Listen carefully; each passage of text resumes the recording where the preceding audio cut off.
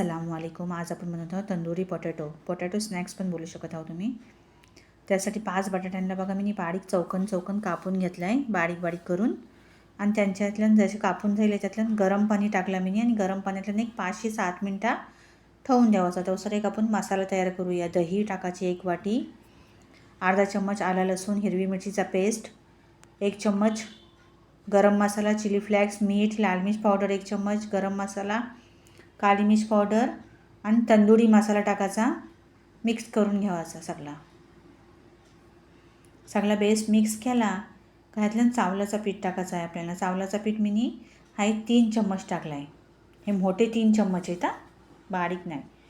3 चम्मच चावलाचं पीठ टाकून मिक्स करून घ्यावाचा. एकावर तेल गरम करत ठेवायचा आणि एक करून सगळे पोटॅटो फ्राय करून घ्यावाचे.